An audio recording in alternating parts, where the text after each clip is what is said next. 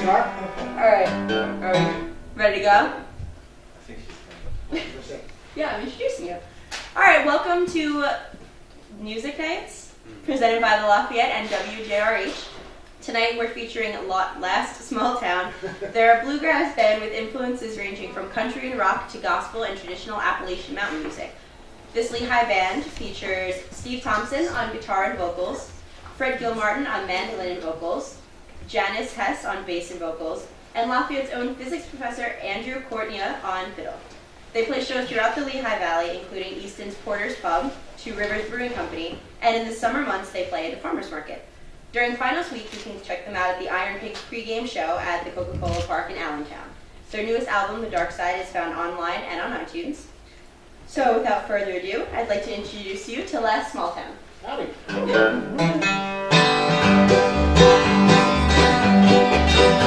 It was one of the nights when everything's right. The world is at the shorty man. Well, the next thing you know, well, your woman's gone crazy.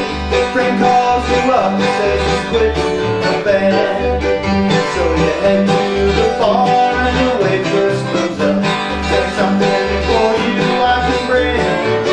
Well, you sit back and smile, saying I don't know, child. Bring it to love everything. Oh, to love everything. Just like an airplane with only one wing. Tonight one won't do it, see if I can get through. I need to love everything.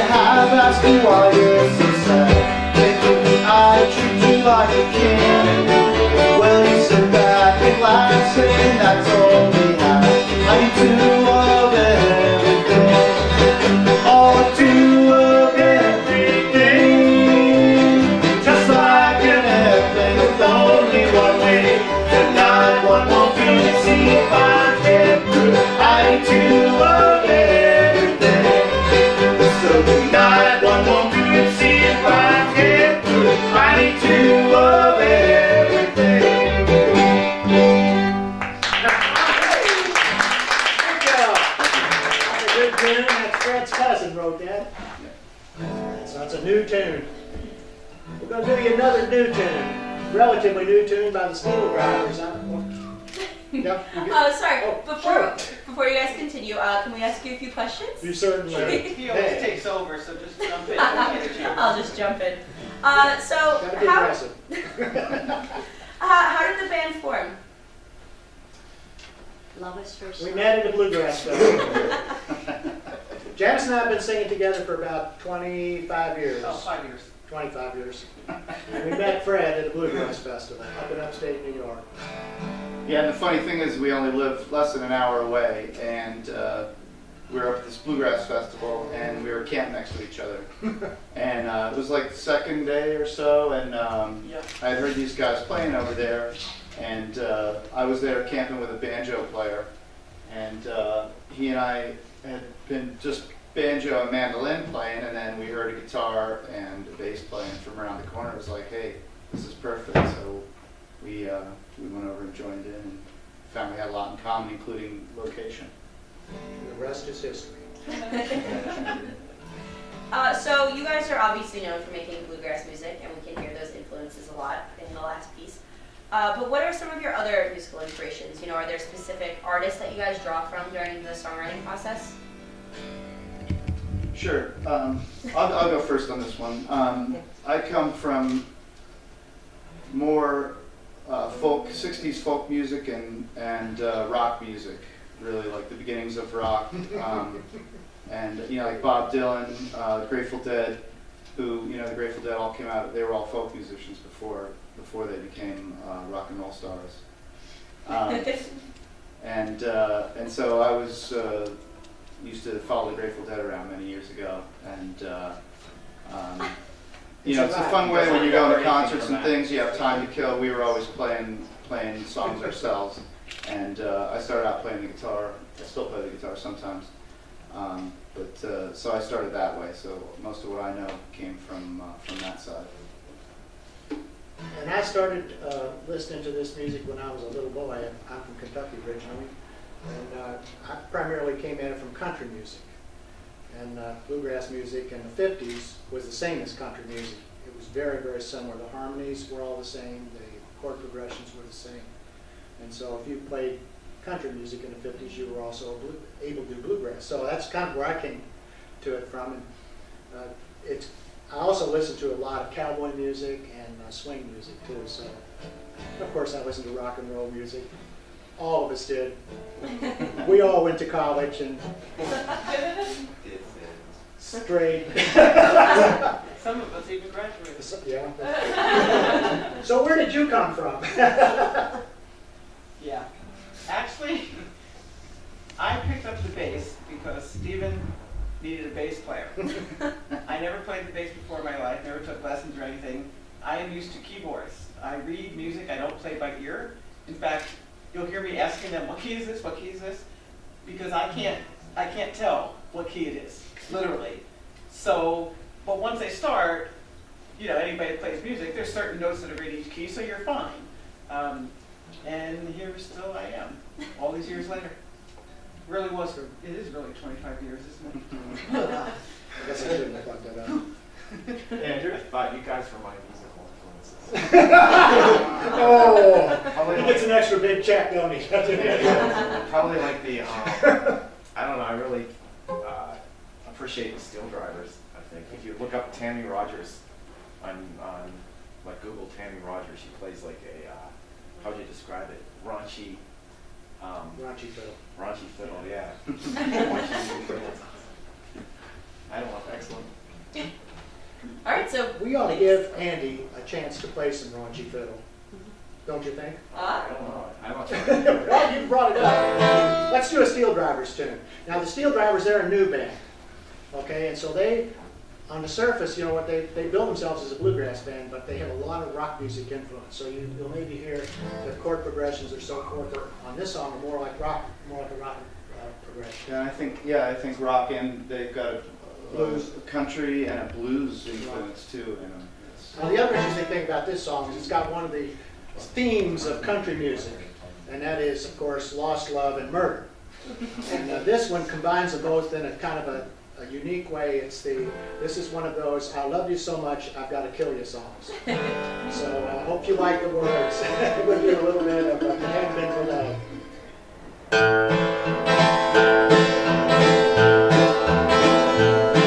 Well, I never would have hitchhiked to Birmingham if it hadn't been for love. I never would have took the train to Louisiana if it hadn't been for love. Nobody knows it better than me. I wouldn't be wishing I was free if it hadn't been for love.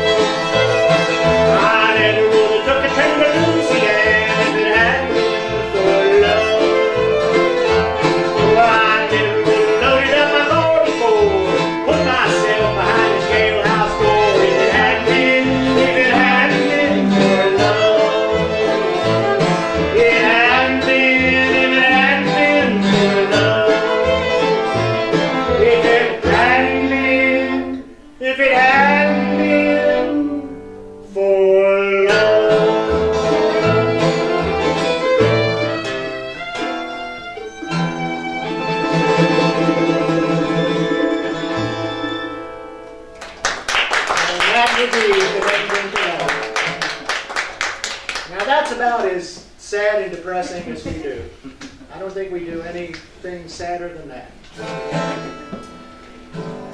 All right. So you guys released a new CD last year, The Yes, Dark we Side. did. Can you talk about how your new music differs from the music you've written in the past, as well as how it differs from, traditional bluegrass music? Why don't you handle that one, since you've written more songs than I have? I think what we try to do is a mixture of different types of music. As you can, since we have all these various musical backgrounds, I'm coming to it more from a traditional sound, and Fred and Janyce and Andy, they come from a little more progressive.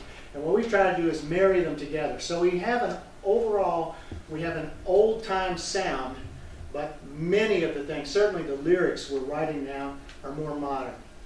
And so I think the key thing to understand our band is we sound old, but we do a lot of stuff that's more contemporary. We can do the old-time stuff, and we're comfortable doing that. But most of what people hear us do, they think of as a more progressive sound, certainly from the lyrics perspective. Would that be Yes, fair? certainly the mandolin and fiddle breaks, like in the songs, besides the lyrics even, are a little bit more modern. They're not sort of the traditional bluegrass solos that you might hear a traditional bluegrass band play.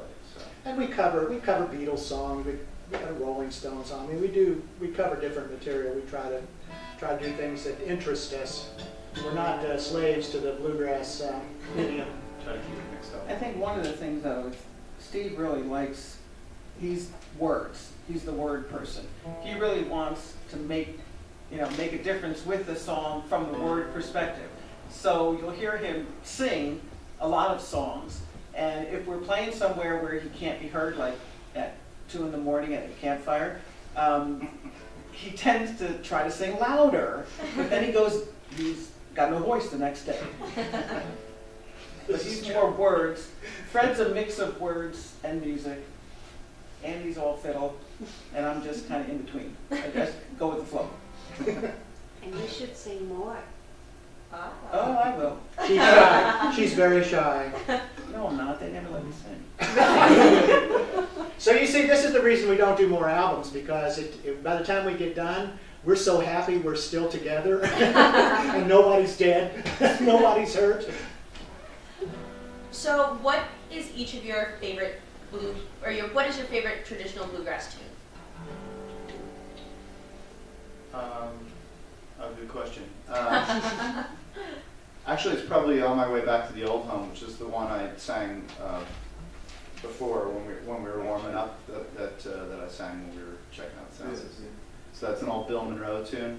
Bill Monroe is the father of bluegrass music, and that song just always sort of spoke to me. Just the lyrics about going home and your parents are gone, and you see the house where you grew up, that kind of thing. I think it sort of touches people, and even though my mother has passed away, but my stepmother and father are still alive, it still has that kind of feeling of like when you go home, I'm sure you guys all know, because you go home, and it's great when they're there, right? I can't think of actually a single one. One that jumps out at me and says, this is absolutely my favorite. Like Janice said, I like the words, and I tend to like words of lost love songs. Those are the ones that I like to do the most. And you get a song you can throw yourself into and close your eyes and forget that you're there. Those are all songs I like to do. I think it might have been the song you just sang, actually. Yeah, but that's not exactly That's not really traditional I haven't bluegrass really either. killed anybody recently. I don't really have one, except I really like the ones where somebody's getting murdered, and it's like if you really listen to the words, you're like, oh my God. But like you said earlier, the music is like la la la la la la. I actually sold an album to a friend of mine who's playing it and said, we really thought this was great. It was really like the music, but then we heard the words. It was horrible. So those are usually my favorite. I don't know if I haven't. Was I mean, it I like- Before Breakfast? I like that one. I like some of the old fiddle tunes. I like Salt Creek. That's just a fiddle. Is that a fiddle tune or a banjo tune? I don't know. It's whatever you make. Yeah. And I like Gold Watch and Trent Chain, which none of these guys will sing. Yeah, I haven't done that for years. I don't know who wrote that or anything. It's just an It's old a PD, tradition. Yeah, public domain, that goes back to antiquity. It's about an owl climb my gold watch and chain Yeah. for you because you need it. I mean, some of the songs we do are literally over 100 years old. So, those we don't even know who the original author was. And what happens, since these songs get passed down, a lot of them through the so-called oral tradition, the words get modified over the years. So you don't even know what the original song exactly had. Go Watch and Change is a good example. I think I've heard like 4 or 5 different versions of that song. Fred and I learned this one. We did this one song. What's the so-called Reb and the Log, and we both knew the song. And we thought, oh boy, we both know this song, but we knew different words. And so for the first like 2 years we were doing this song, we couldn't remember who was going to do. Is that going to be your verse? Are we going to do Fred's verse? Or are we going to do Steve's verse? So then we'd switch and We'd we'd switch, sing the yeah. other person's and we'd still be wrong. Yeah, it didn't work out. So you want to pick a little bit there? Let's why don't we play one of my favorite instrumentals? Okay. And You guys steam powered airplane. Oh. Okay. Don't look at me. I just had to think about Nope, it. just make sure everybody's ready. 2, 3, 4.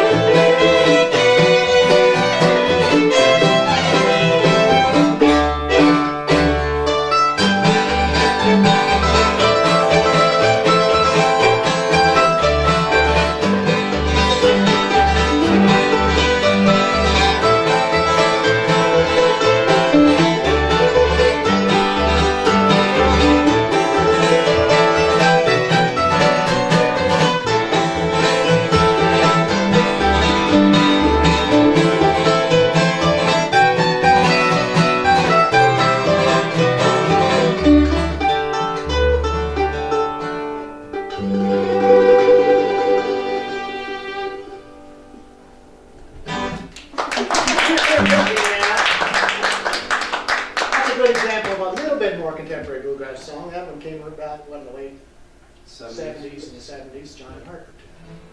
It's got words to it, but nobody can sing that. Yeah, that's the problem. Fred knows them, he just won't do them. So you guys clearly have a very tight sound, and it seems like you take musical cues from each other really well, and that obviously takes a lot of time and effort to get to that place. How do you find that time, considering with all the other obligations going on in life? That's a I hard think it Absolutely. comes from the fear that you're going to be really lousy, like you're not going to end at the right It's time. everybody's fear So you're really motivated. paying attention. There's a lot of truth in that. So you're screwing up big time in front of a big audience, I think. We probably practice twice a month, regularly. Maybe, we try to practice every week when we can, but I'm going to just say the average is probably twice a month. But what happens is in the summer times, we usually attend 2 or 3 festivals together. And like the festival in New York where we met, we're up there from Wednesday noon until Sunday at noon. And you pretty much go through like sleep deprivation and try to sleep like 4 or 5 hours a night.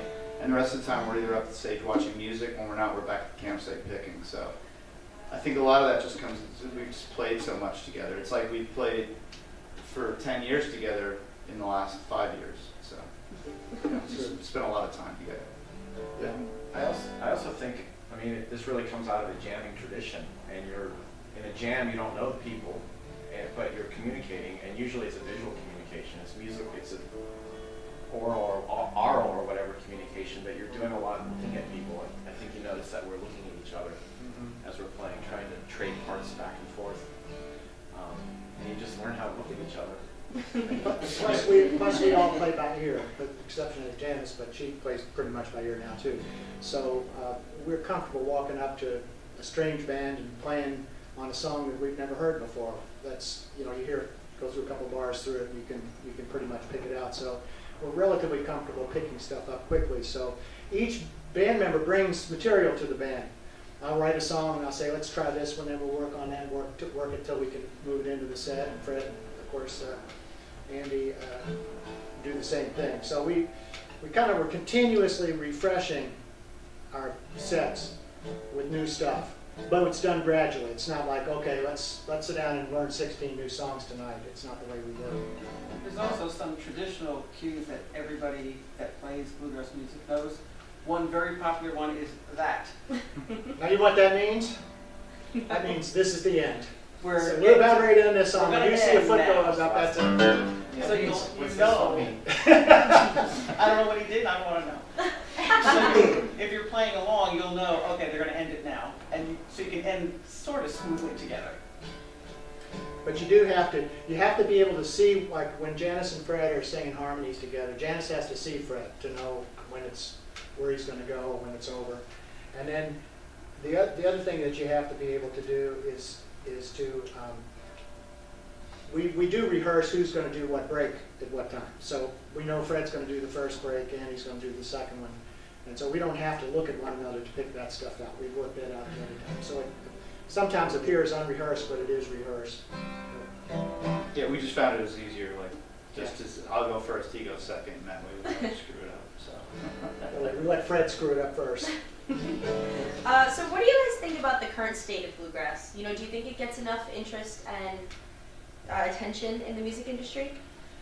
It's never been more popular than it is today. And I know everybody expects you to say just the opposite.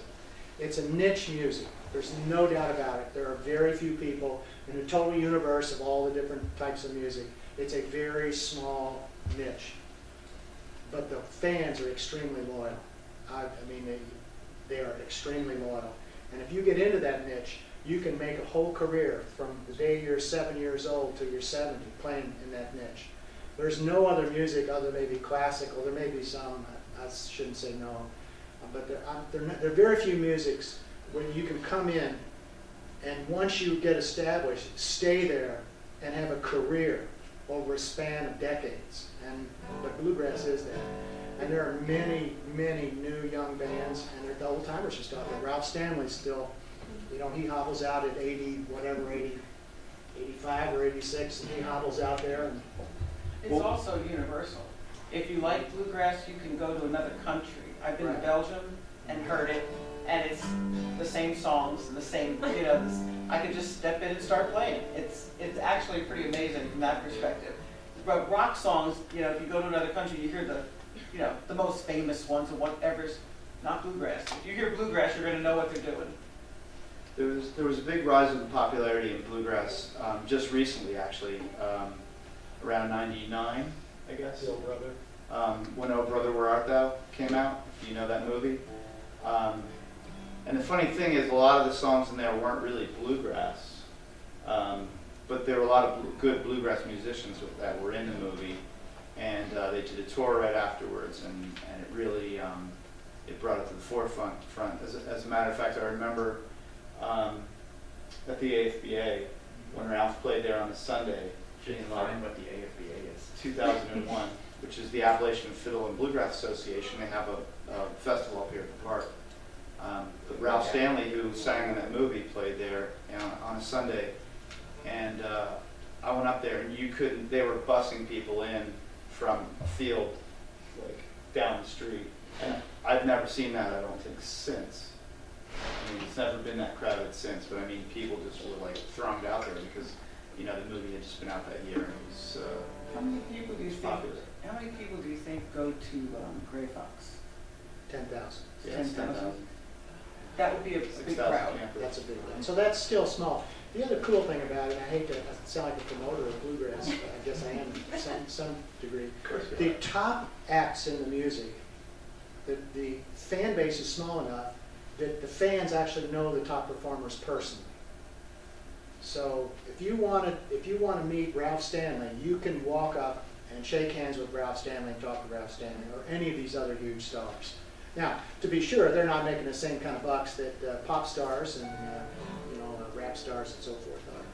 But it's a small enough community that it's really a community. And that's why I think it's really never been better. It's a community of people who have common musical One instruments. other thing to add that we completely forgot, What's that? family. Yeah. You can bring anybody to any bluegrass festival and not worry. You can bring littlest kid, old, whatever. Nothing's gonna happen. Like, leave your tent open, whatever, fall drunk someplace and land on the ground, somebody will throw something over you. It's not, it's not like some festival I've been to where, you take your life in your hands and you're wondering what's going on. At these, no. Trust these guys? Did you look over here when you said drunks falling on the ground? I didn't. Hey, not us. No way. We got a song to play, maybe. What are we going to do next? I kind of forgot what about Frozen Ground. Frozen Ground. Okay, so this song is one that Fred wrote. And then we'll do one that I wrote. And then we'll Okay. Key D. yeah.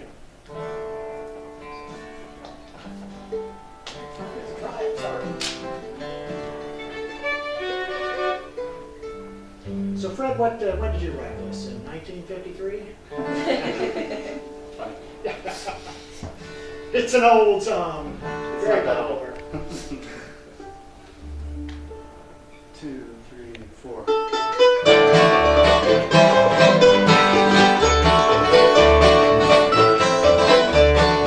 Rain came down, fell on the ground, washed away the snow. Oh, the rain came down on the frozen ground, washed away our sin. As I sit here alone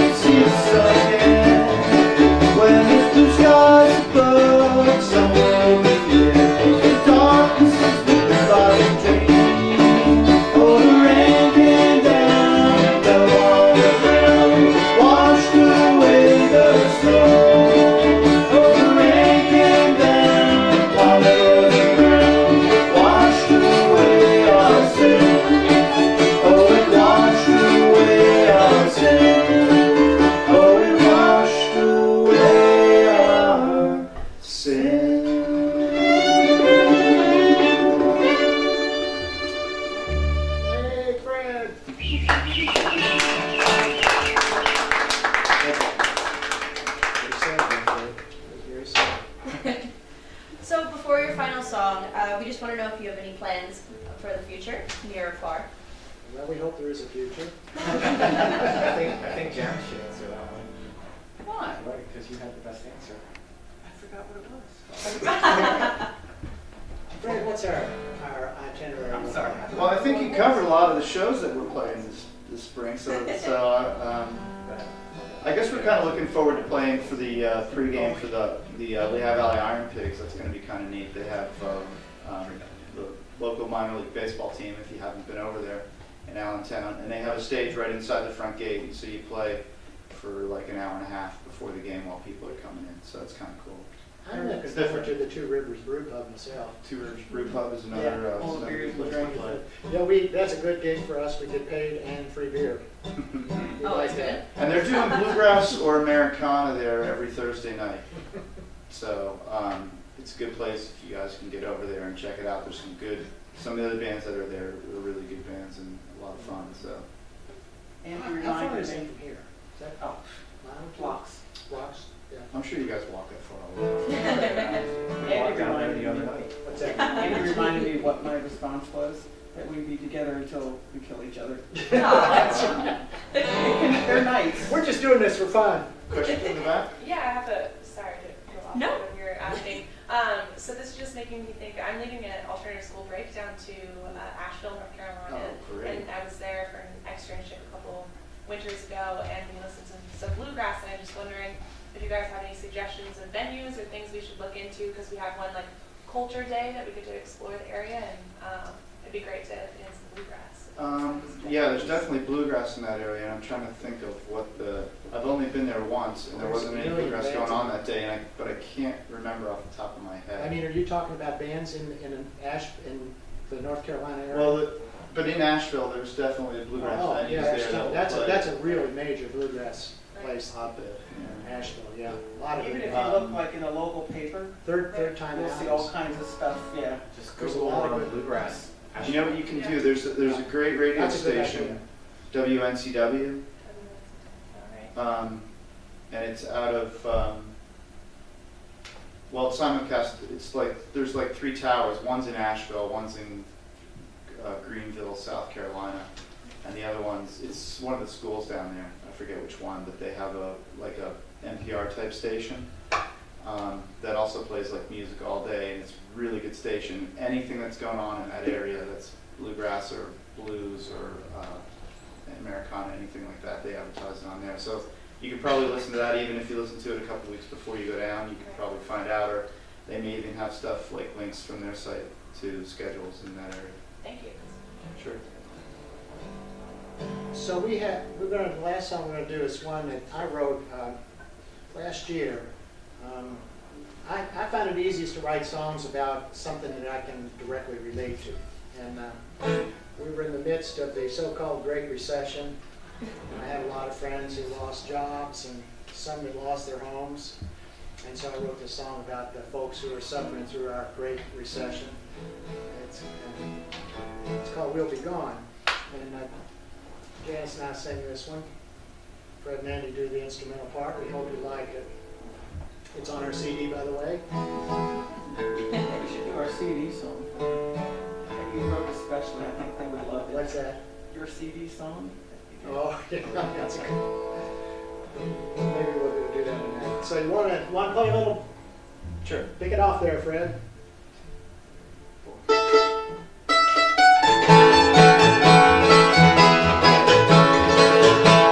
Played by the rules and now we're busted. We lost everything we had to those we trusted.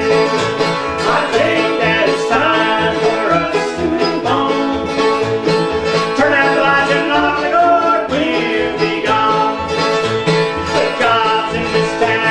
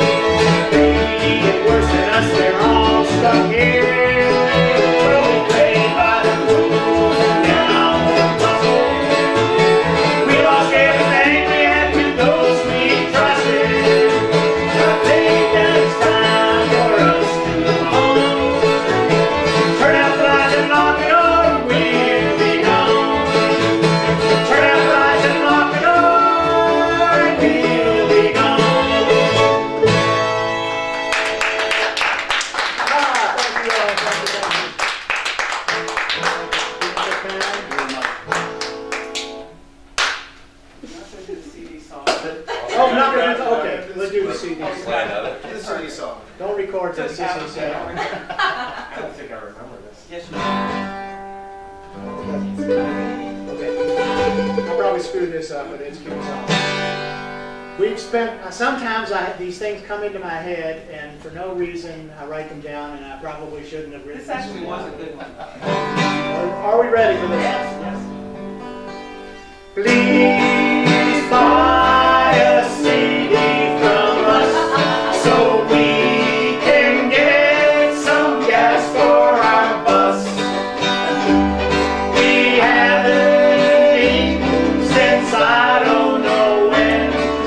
All we can afford is cheap bathtub gin. Yes, our new CD is got 16 of our favorite hard luck songs on it. More murder mayhem than CSI. More lost love than the days of our lives. But the most important reason to buy our CD is, well, to be perfectly honest with you, we need the money. And these fiddles so old, it's covered with rust. This fiddle so old, all that's left is the dust. Poor Fred and Steve aren't doing much better. Our bones always ache with the change in the weather. All right, all together. Please buy a CD from us so we can get some gas for our bus. We haven't eaten since I don't know when. All we can afford is cheap bathtub gin.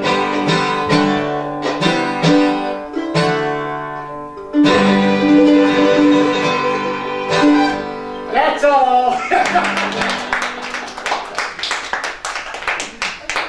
Awesome. That's a good song. I like that last one. Oh, I know, yes. that's why I said, you gotta do that one. That's a real moneymaker for us.